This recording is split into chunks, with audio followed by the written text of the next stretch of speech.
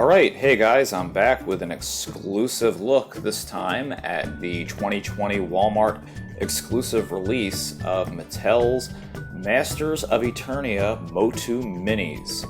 Now, if you don't know what these are, and it seems like a bit of a tongue twister to get all that out at once, well, they're part of the whole new 40th anniversary relaunch of the MOTU line, with all the Origins figures and Mega Constructs figures, and there's just He-Man stuff coming out every which way this year.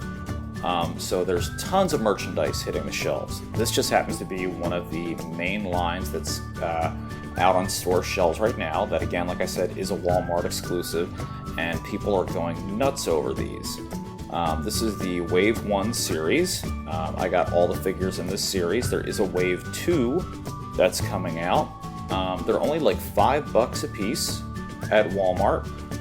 There's 8 figures in all in the first one. You got 4 villains, and you got 4 of the the heroic warriors, the masters of the universe, and they're little like 1 to 1.5 inch figures.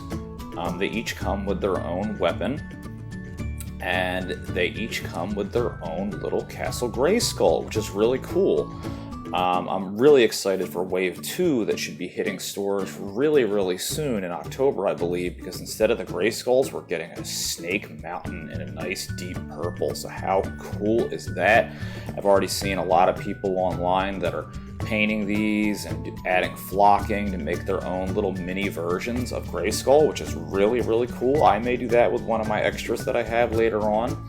But for now and for today, let's take a look at the line, and I'm going to show you guys what some of the harder figures or the chase figures in this series are, and how you can identify them to make sure you're not just buying a bunch of blind bag nonsense when you go to your local Walmart. So, of course, let's start out front and center here. Let's start out with He-Man. And as you can see, they have little pegs at the top of the Castle Grayskulls, and these are great because you can put your little figures on top of there, and it holds them really nicely, because they do stand on their own, but they don't stand that well because they're really top heavy and you can't move the legs. So you can move the arms to redistribute the weight, but it can be kind of hard and they'll fall over a lot. But first, let's take a look at the little mini Grayskull itself. Now, right off the bat, for such a small, kind of cheap little throwaway piece, there's a lot of great detail here.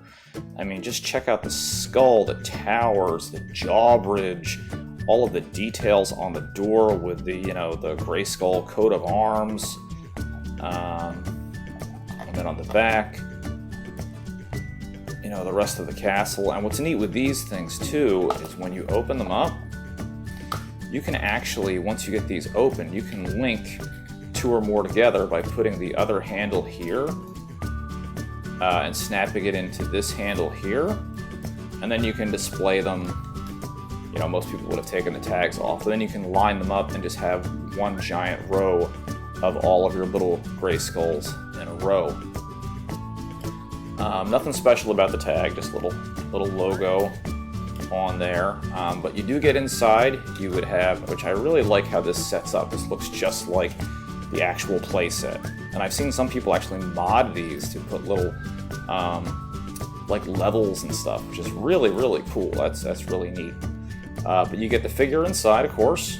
You get him with his weapon all sealed up, and then you also get this little, I know what you guys are thinking, not a mini comic, but this is just a little advertisement for the figures. And then on the back, which is really nice, you have a picture which is like actually really decent. You have all the guys in the Wave 1 series: Trapjaw, Skeletor, Horde Zombie, He-Man, Jitsu, He-Man, Buzz-Off, Man-at-Arms, and Ram-Man. And you got the little Castle Grayskull on one side, and you wouldn't have known it, but the little Snake Mountain that's coming out on the other side, which is really cool. So this is a nicely done little, just a little, little thing to show you like what the other figures are going to look like and stuff. I think that's really cool. And now let's take a look at the figure itself. So here we got He-Man. And like I said, the weapon is removable, so you can take that out. There's his power sword, which they're very chunky looking figures, but they don't look bad. They kind of remind me a little bit of like the style like Thundercats Go, which I know that's like blasphemy. Shouldn't have mentioned that, but I don't know. There's something about that. They kind of have that just that weird cartoony look to them. But overall, really good. He-Man's face is really, really weird. Looks like he's trying to take a dump or something. You have a lot of different points of articulation. You got 2 on the arms here, you got the head, and then you got the waist, which you can swivel. So that's really nice. You got 4 points of articulation on a little figure like this. And there's not a whole lot going on, but I think that they're really true to the style with what they're going for here. And he looks kind of silly. Looks really, pretty cool.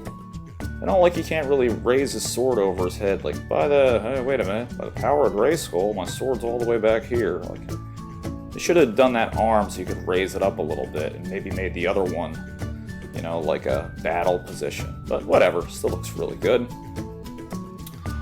And now another thing, like I told you guys earlier, how you can identify these figures. So when you're going through boxes of these and you're like, oh man, I don't want to just get anything, and I ended up with a couple of extras because when I first started collecting these, I didn't know there was a list, and then I found it on a website and a forum that I belong to, and there's a list of what all of the, they all have codes at the bottom so you can tell the figures apart, which is a good thing and a bad thing. So this guy for He-Man, if you're looking for him, you're going to look for A. That's his code. Now, the bad thing about this, you think, well, what's the bad thing about this? Well, there's 2 figures in this series that are really hard to get, and I'll show you the hardest one to get in this series, which is Horde Slime, or Horde Zombie Slime, whatever you want to call them, He-Man. Really, really hard to get. This guy's your chase figure. He's selling online on eBay for like around 35 bucks for like a $5 figure. So what's bad about knowing what's in there is that scalpers are just like, getting all the good stuff and you're left with crap like tons of Skeletors, extra He-Mans, extra Ram-Mans, and no other variety. So it's killing it for the collectors. But anyway, let's check out Horde Slime Zombie He-Man. And there's a reason, like, this guy's probably my favorite, I mean, of course, out of all of them. I like how he has this alternate weapon, the battle axe from the comic books that we all know that He-Man is mainly seen with.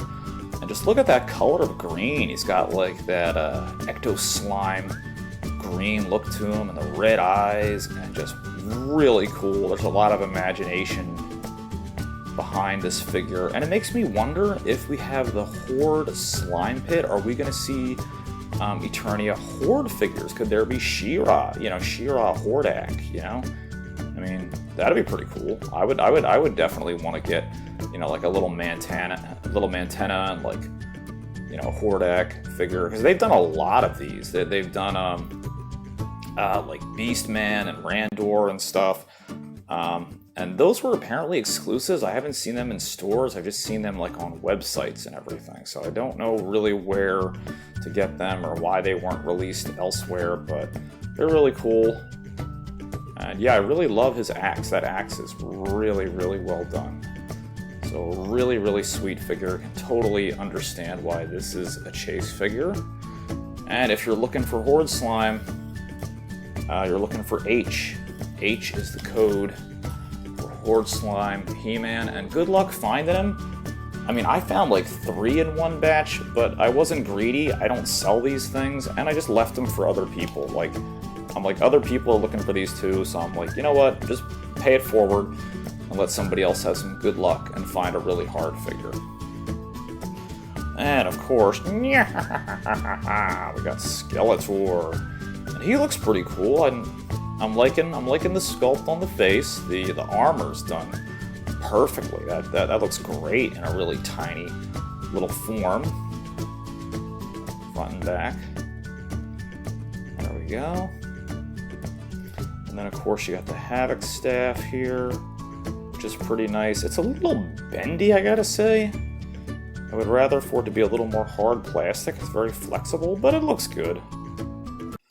Looks good. The Havoc Staff is such a cool weapon, and I asked people in a forum that I belong to too, if anybody remembers, there was a He-Man episode, and I swear I remember the little head on that staff, like, talking, like Skeletor made it talk or whatever. So I know I sound crazy, but if anybody remembers that, mention it in the comments. Anyway, moving along. Oh yeah, sorry, and if you're looking for Skeletor, his is B. So you want to look for code B if you're looking for Skeletor.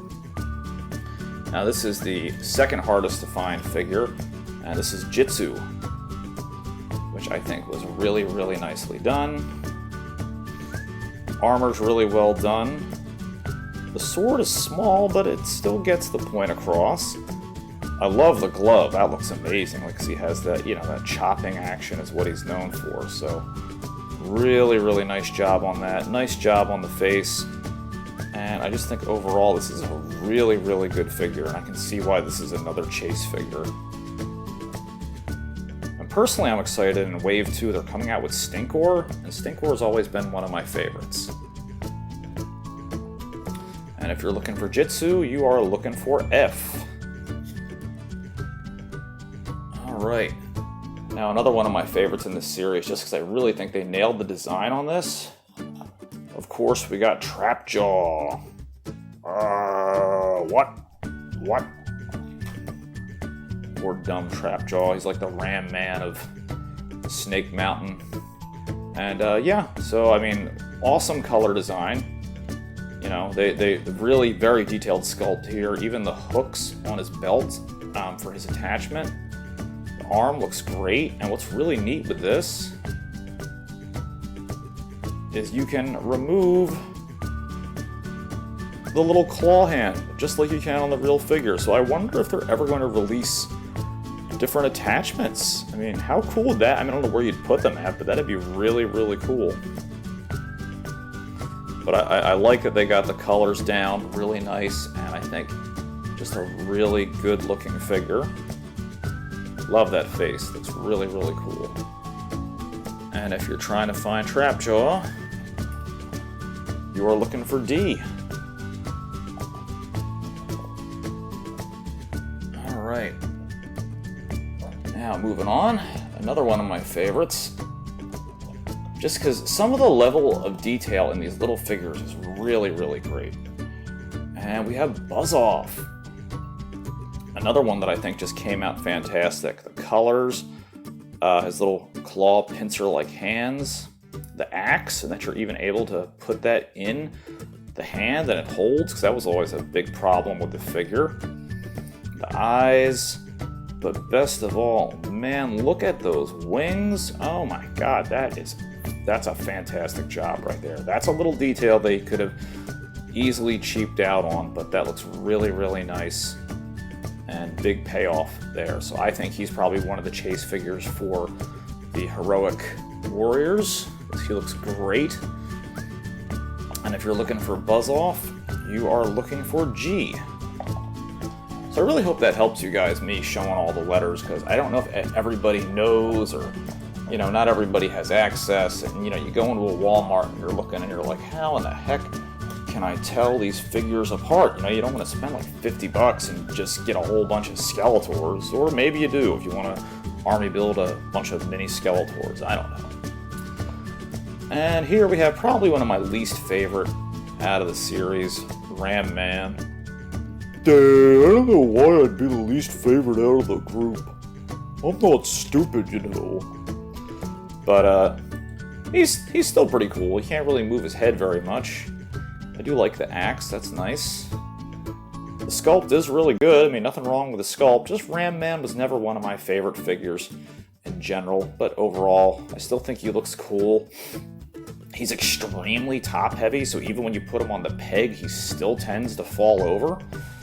But a nice little figure, and a good addition. I mean, of course, one of the core MOTU heroes and figures in the cartoon, just in general. And if you're looking for Ram Man, he is letter E. And then finally, last but certainly not least, we have Man-at-Arms. And I think he's another hard to find one in the heroes. I know I had a little bit of difficulty finding him. And I think he looks good. But again, just kind of like with He-Man, I don't know what they did with the face. And I always don't like it when I see Man-at-Arms without a mustache. It just looks weird. I mean, I know like the regular figure and stuff, but doesn't that just look weird? Like, just look at that face. He just looks like some random guy. It doesn't even really look like Man-at-Arms at all. And he's got, you know, he's got his electro mace or whatever. Really nice. The armor's done really nice. I mean, overall, color-wise and detail-wise, it's a nice figure, but I just don't get the face. I don't get it. I don't look at that and see Man-at-Arms. I just see a guy dressed up like Man-at-Arms. And the mace, you really have to put that all the way up high, at least in my figure I do, because when I set him down to try to get him to stand up, like, he'll always go to fall over. But again, still a pretty nice figure. And if you're looking for Man-at-Arms, he is letter C is what you're looking for. And the pegs on the top really, really are nice. I mean, I don't have them displayed like this. I only have one Castle Grayskull out, and then I just have the other figures like displayed in front of my TV or whatever. But if you are displaying them another way, it is really cool to have them like this, to have them all on their own Grayskull. And it's very confusing when you're trying to figure out which one goes to what. So I'm probably going to pair these better next time. So it took me a while to remember which ones went to what castle. But anyway, guys, I really hope you enjoyed taking a look at this awesome brand new series of Mattel toys, the Mattel Eternia Minis, the MOTU Minis, whatever you want to call them. I think they're great. I definitely will say, if you find some Horde Slime He-Mans out there, definitely pay it forward. Don't be a jerk. Don't wipe the shelf clean. Scalpers ruin the hobby for everyone. That's why nobody out there can find any Origins figures at all. I mean, I have some, but they're coming in a later review sometime soon. But I hope you guys enjoyed taking a look at this really, really awesome new series from Mattel. And I love the fact that Mattel is coming out with so many new innovations and toys right now. I can't wait for Wave 2 with the Snake Mountains. And rest assured, as soon as I get a complete set of them, I will be back with a review for Wave 2. So anyway, guys, thanks for tuning in and checking this out with me today, and I'll see you back here next time. Hey guys, if you liked the video that you just watched, don't forget to hit that subscribe button down below, and you can follow me at Facebook at King of Retro or Twitter at #8ByteBrian. See you next time.